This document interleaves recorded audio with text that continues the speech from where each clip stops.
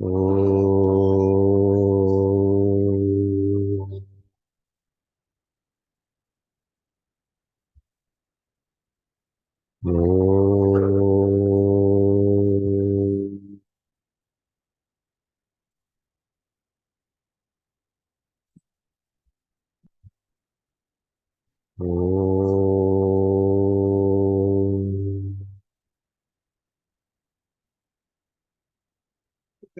कुछ को फोन कर देना कुछ। ओम भूर्भुवः स्वः तत्सवितुर्वरेण्यं भर्गो देवस्य धीमहि धियो यो न प्रचोदयात्। ओम भूर्भुवः स्वः तत्सवितुर्वरेण्यं भर्गो देवस्य धीमहि धियो यो न प्रचोदयात्। ॐ भूर्भुवः स्वः तत्सवितुर्वरेण्यं भर्गो देवस्य धीमहि धियो यो न प्रचोदयात्।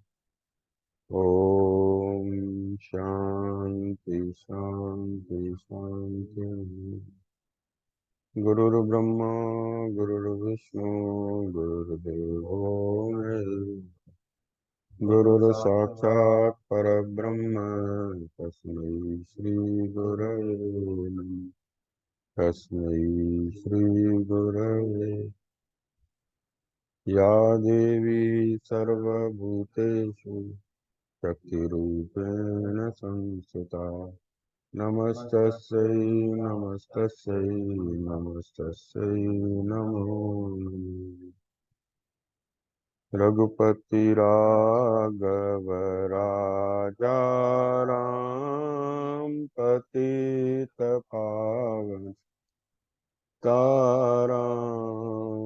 रघुपति राघव राजा राम पतित पावन सीताराम सीताराम सीताराम बज प्यारे मन सीताराम सीता सीताराम बज प्यारे मन सीता। रघुपति राघव राजा राम पतित पावन सीताराम सीताराम सीताराम बज प्यारे मन सीताराम सीताराम सीताराम बज प्यारे मन सीताराम। रघुपति राघव राजा राम पतित पावन सीताराम पतित पावन। प्रेम से बोलिए सियावर रामचंद्र भगवान की जय। पवन सुत हनुमान की जय। हर हर महादेव।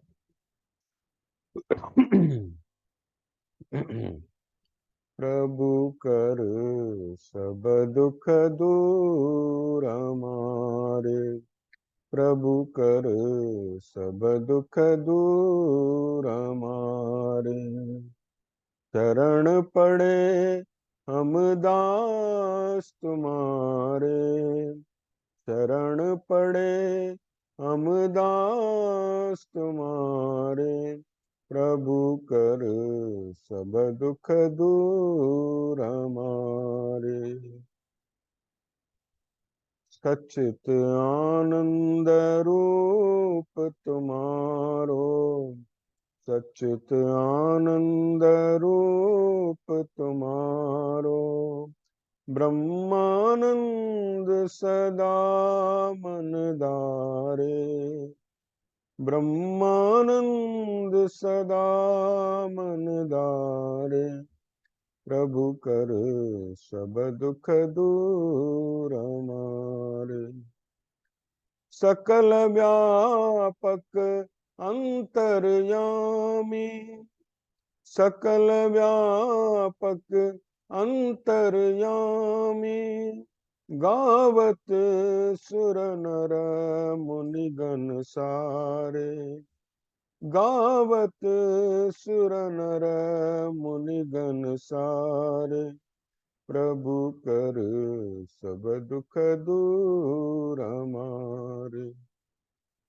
नाम तुम्हारा सब सुखदायक, नाम तुम्हारा सब सुखदायक, नाम तुम्हारा सब सुखदायक, सकल दोष भय पाप निवारे, सकल दोष भय पाप निवारे, प्रभु कर सब दुख दूर हमारे, प्रभु कर सब दुख दूर हमारे। प्रेम से बोलिए सच्चिदानंद भगवान।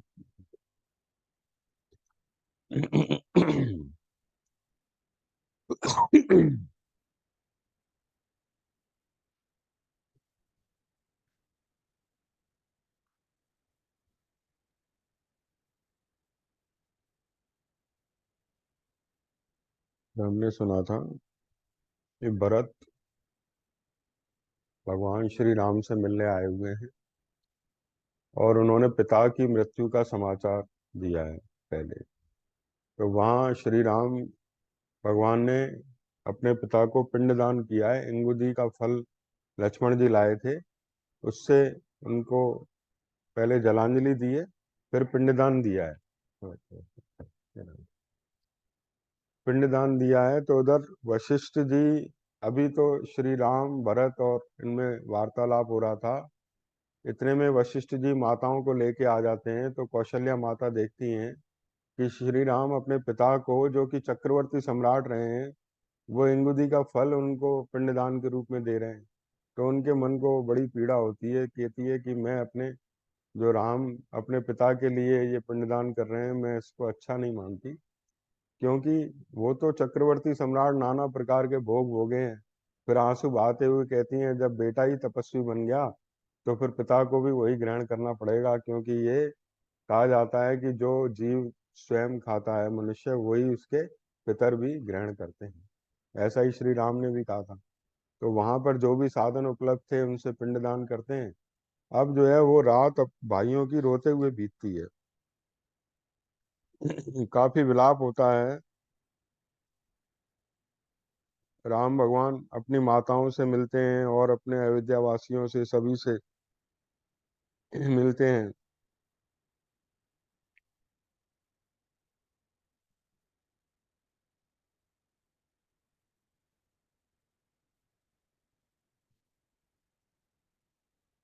क्या हुआ? अब जो है राम भगवान वैराग्य का उपदेश करते हैं। जब ये दशरथ के लिए विलाप हो रहा था, उस समय श्री राम भगवान ने वैराग्य का उपदेश किया है अपने भाइयों को, और वो बड़े सुंदर शब्द आए हैं ये।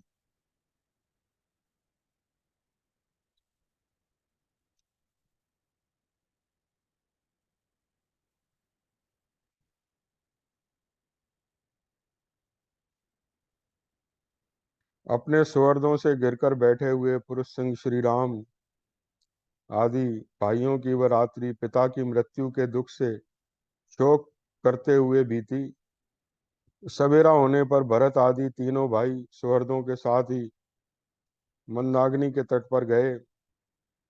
और स्नान, होम एवं जप आदि करके पुनः श्री राम के पास लौट आए। स्नान, होम माने यज्ञ आदि, फिर जप, ये सब करके श्री राम के पास लौट आए। वहां आकर सभी चुपचाप बैठ गए, कोई कुछ नहीं बोल रहा था। तब सुहृदों के बीच में बैठे हुए भरत ने श्री राम से इस प्रकार कहा, भैया, पिताजी ने वरदान देकर मेरी माता को संतुष्ट कर दिया और माता ने यह राज्य मुझे दे दिया। अब देखो वहां पर ये वार्तालाप हो रहा है। भरत ने राज्य ग्रहण करने की बात भी कही है, लेकिन पहले ये पिता की मृत्यु से दुखी थे सब।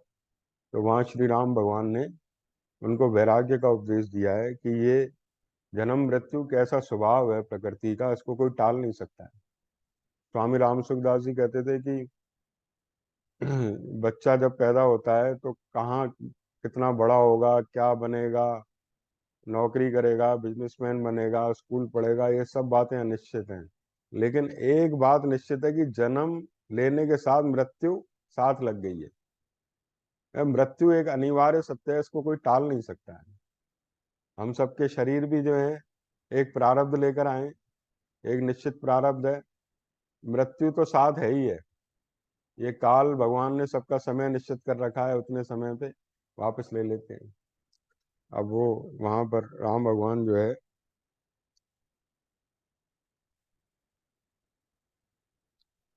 तब शिक्षित बुद्धि वाले अत्यंत धीर भगवान श्री राम ने यशस्वी भरत को इस तरह दुखी और विलाप करते देख उन्हें सांत्वना देते हुए कहा, भाई देखो, श्री राम के बारे में आया शिक्षित बुद्धि वाले। शिक्षित माने अनुशासित बुद्धि जिसकी है ना। अत्यंत धीर, अत्यंत धीर, जैसे समुद्र जो है बड़े से बड़ी नदियों को अपने में भीतर समा देता है, ऐसे ही श्री राम अत्यंत धीर थे, यानी सारे प्रकृति के सुख दुखों को अपने भीतर समा लेते थे, है ना। भरत को क्या उपदेश करते हैं, कहते हैं, भाई यह जीव ईश्वर के समान स्वतंत्र नहीं है, अतः कोई यहाँ अपनी इच्छा के अनुसार कुछ नहीं कर सकता। काल इस पुरुष को इधर उधर खींचता रहता है। सारे संग्रहों का अंत विनाश है, लौकिक उन्नतियों का अंत पतन है, संयोग का अंत वियोग है और जीवन का अंत मरण है। जैसे पके हुए फलों को पतन के सिवाय और किसी से भय नहीं है, इसी प्रकार उत्पन्न हुए मनुष्यों को मृत्यु के सिवाय और किसी से भय नहीं है। जैसे सुदृढ़ खंबे वाला मकान भी पुराना होने पर गिर जाता है, उसी प्रकार मनुष्य जरा और मृत्यु के वश में पड़कर नष्ट हो जाते हैं। देखो, तभी तो संत महात्मा कहते हैं कि ये मनुष्य जन्म अत्यंत दुर्लभ है, लेकिन है बहुत थोड़े समय के लिए, क्योंकि मृत्यु इसके साथ लगी हुई है। कब इसका पतन हो जाए कोई कुछ कह ही नहीं सकता है, इस बारे में कोई भी कुछ नहीं कह सकता है। इसलिए जितना भी समय है भगवान के सुमिरन भजन ध्यान में जाना चाहिए। वो जीवन सफल करना चाहिए, राग द्वेष करके जीवन को नष्ट नहीं करना चाहिए, है ना। हमारी बुद्धि किस में लगे, परमात्मा के तत्व को समझने में लगे। हमारी बुद्धि किस में लगे, भगवान के गुणों का ध्यान करने के लिए लगे। हमारी बुद्धि इनमें लगे, ना कि संसार की उलझनों में अपनी बुद्धि और मोहित हो जाए। क्योंकि संसार में जितना गहरे घुसोगे ना, उतना उलझनों का जाल है वहां पर, है ना। और भगवान में जितना लगोगे उतना सुलझाव होगा, उतना मन को शांति शीतलता आएगी। जैसे सगे संबंधियों का मिलना भी ऐसा होता है, जैसे लकड़ी के लट्ठे होते हैं ना, पानी में एक साथ मिले और फिर अलग अलग हो गए। ऐसे ये सगे संबंधी पता नहीं किस कर्म की वजह से एक साथ इकट्ठे होते हैं और फिर अपनी अपनी राह चले जाते हैं, है ना। कि देखते हैं हम, किसी का बेटा भी हुआ तो जॉब करने चला गया, किसी की बेटी कहाँ रह रही है, शादी हो जाती है तो फिर बेटी अब अपने घर में रहती है। हम सबका भी संयोग वियोग ये सब विधाता के अनुसार होता है, कोई भी ये इसके बारे में कुछ कह नहीं सकता है ना। तो अब प्रत्येक जीव अपना प्रारब्ध लेकर आता है, तो भगवान राम उसी का उपदेश कर रहे हैं भरत जी को। जो रात बीत जाती है वह लौट कर नहीं आती है, जैसे यमुना जल से भरे हुए समुद्र की ओर जाती ही है, उधर से लौटते नहीं है। दिन रात लगातार बीत रहे हैं, और इस संसार में सभी प्राणियों की आयु का तीव्र गति से नाश कर रहे हैं। ठीक वैसे ही जैसे सूर्य की किरणें ग्रीष्म ऋतु में जल को शीघ्रता पूर्वक सोखती रहती हैं। तुम अपने लिए चिंता करो, दूसरे के लिए क्यों बार बार शोक करते हो। कोई इस लोक में स्थित हो या अन्यत्र गया हो, जिस किसी की भी आयु तो निरंतर क्षीण हो ही रही है ना। ये कहा कि जैसे एक व्यक्ति जो है ना अपनी गरीबी से दुखी था, तो वो रात्रि में जाके एक नदी के किनारे बैठ गया और सोच रहा था, चिंतन कर रहा था, और पत्थर जो है ऐसे फेंकता जा रहा था नदी में, जैसे चिंतन करते हैं ना, ऐसे फेंकता जा रहा था, सोचता जा रहा था। जब प्रातः काल हुआ तो उसने देखा कि वो तो लाल रतन थे जो उसने फेंके नदी में, जिससे उसकी गरीबी दूर हो जाती, वो माला माल हो जाता, है ना। वो जो कंकड़ समझ के फेंक रहा था। तो इसी प्रकार ये संत बताते हैं, ये श्वास जो है ना, ये लाल रतन है, अनमोल रतन है। इसको हम फेंके जा रहे हैं किसमें? बेकार की बातों में, है ना। बेकार विषय विलास भोग रंग में, है ना, राग द्वेष में। इन लाल रत्नों का, इन श्वासों का खजाना जो कि भगवान के सुमिरन के लिए है, भगवान के ध्यान के लिए है, हम केवल ये अच्छा ये बुरा इसी में हम खोए जा रहे हैं, है ना। और फिर देखते हैं कि जिससे हम माला माल हो सकते थे, वो तो श्वासों का धन तो खत्म हो गया, है ना। तो ये बता रहे हैं भगवान राम की आयु निरंतर क्षीण हो रही है, इसमें कोई रोक नहीं सकता है। जैसे बर्थडे मनाते हैं, कहते हैं भाई सालगिरह है, तो संत कहते हैं एक साल ग्रह से चला गया। सालगिरह माने एक साल ग्रह से गया। हाँ, आयु कम हो गई क्या और। मृत्यु साथ ही चलती है, साथ ही बैठती है, और बहुत बड़े मार्ग की यात्रा में भी साथ ही जाकर यह मनुष्य के साथ ही लौटती है। शरीर में झुर्रियां पड़ गईं, सिर के बाल सफेद हो गए, फिर जरा अवस्था से जीर्ण हुआ मनुष्य कौन सा उपाय करके मृत्यु से बचने के लिए अपना प्रभाव प्रकट कर सकता है। भीष्म पितामह जब मृत शरशैया पर लेटे हुए थे, तो पांडव जब मिलने आते हैं तो उनकी आंखों में आंसू थे। तो वहां पर युधिष्ठिर आदि किसी ने प्रश्न किया कि पितामह आपकी आंखों में आंसू, आप तो महान ज्ञानी हैं। तो बोले मैं ये देख रहा हूँ, जिसके साथ साक्षात भगवान नारायण है, पांडवों के साथ निरंतर साथ रहे हैं, जिनके साथ उनके दुखों का कोई अंत ही नहीं है। पांडवों ने कितने कष्ट झेले, द्रौपदी को कितने अपमान सहने पड़े, बड़ी सभा में नग्न किया गया, वो तो लाज बताई भगवान श्री कृष्ण ने वस्त्र का अवतार लेकर। पांडवों को वनवास हो गया, सारा राजपाट छिन गया, वनवास अज्ञातवास में भी भटकते रहे इधर उधर। बोले जिसके साथ स्वयं साक्षात नारायण भगवान रहते हो, उनके दुखों का भी कोई अंत नहीं है। इस जीवन की गति समझ में नहीं आती। भीष्म पितामह कहते हैं इस जीवन की गति, तो वो दिखा रहे हैं संसार का स्वभाव ऐसा ही है। स्वयं भगवान राम भी इसका उदाहरण प्रस्तुत कर रहे हैं कि वो भी वनवास में तो दर दर भटक रहे हैं।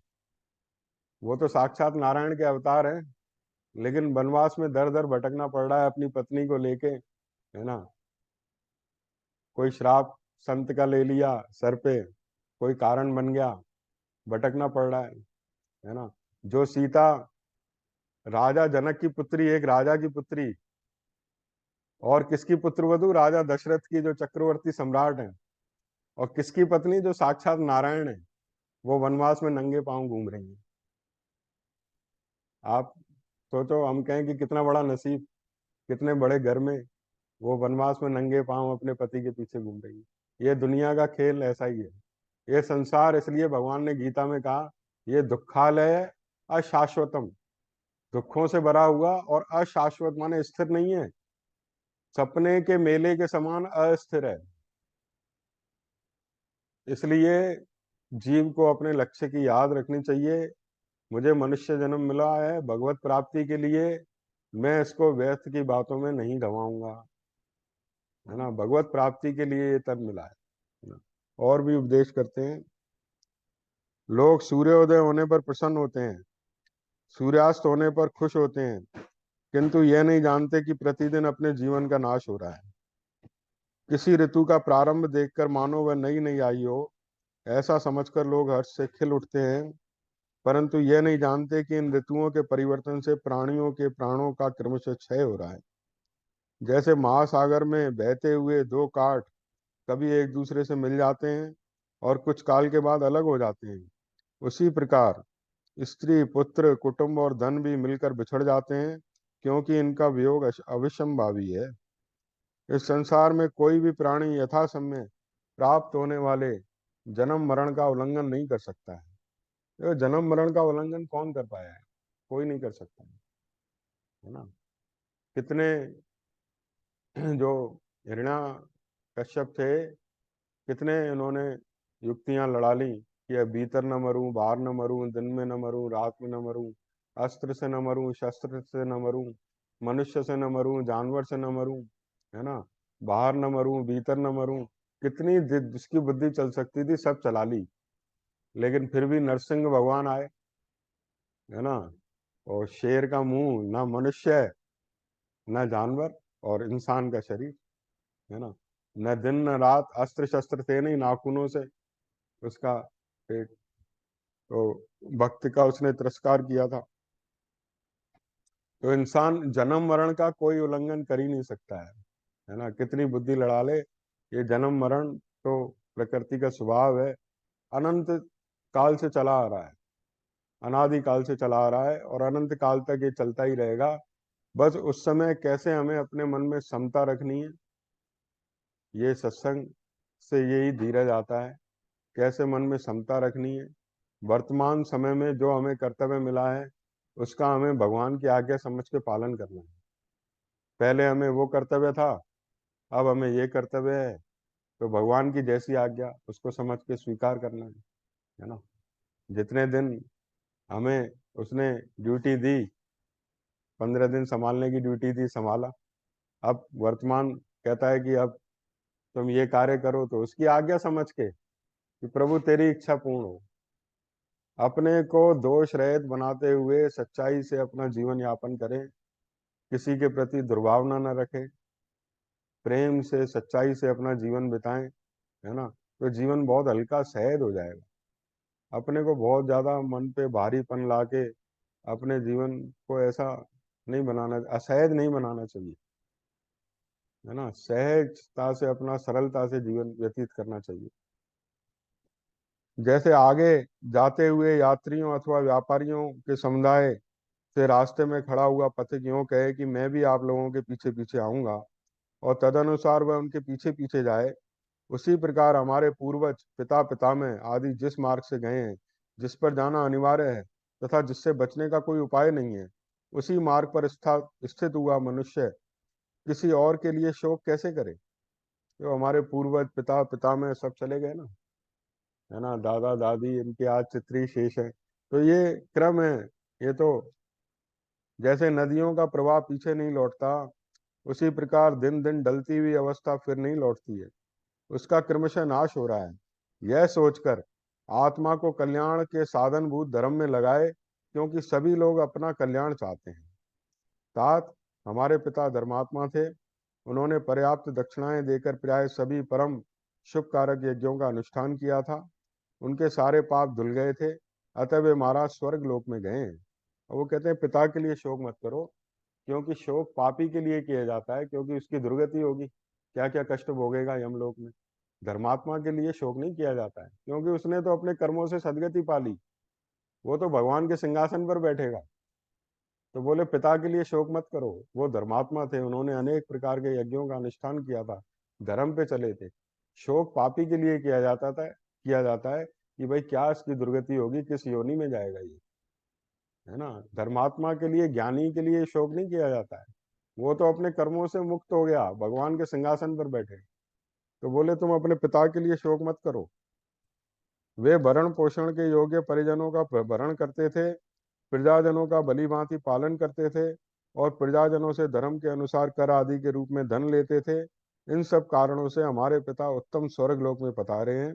देखो पहले भगवान राम ने कितना विलाप किया है, अपने पिता के लिए कितना विलाप किया है, और अब सबको समझा भी रहे हैं। देखो वो उस समय उनका एक पिता के प्रति स्नेह था, तो विलाप भी हुआ है। लेकिन क्योंकि वो धीर थे, ज्ञानी थे, तो उन्हें मालूम है कि ये सब, ये रोना धोना हमेशा नहीं, अब आगे के कर्तव्य भी हमारे सामने हैं। तो अपने छोटे भाई को प्रेम से समझा भी रहे हैं कि भाई अब शोक मत करो, अब आगे के बात पे ध्यान दो, है ना। तो आज बस इतना ही कर लेंगे।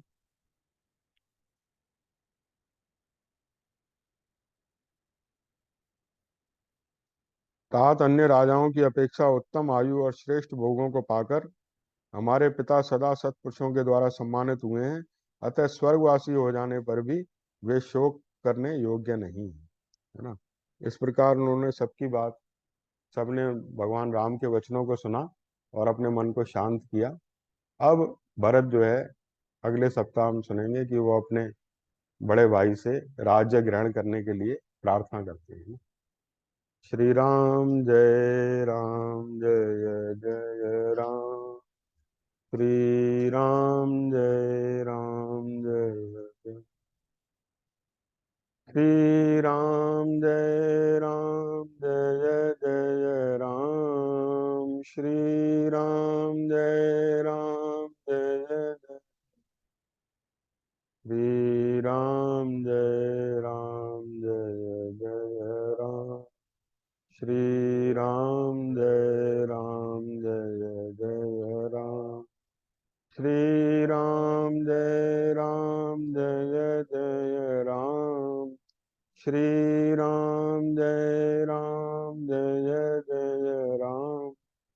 श्री राम जय राम। श्री राम जय राम। कृष्णाय वासुदेवाय परमात्मने प्रणतक्लेशनाशाय गोविन्दाय नमः। त्वमेव माता च पिता त्वमेव बन्धु च सखा त्वमेव विद्या द्रविणं त्वमेव सर्वं मम देव। ॐ पूर्णमदः पूर्णमिदं पूर्णात् पूर्णमुदच्यते पूर्णस्य पूर्णमादाय पूर्णमेवावशिष्यते। ॐ शान्ति शान्ति।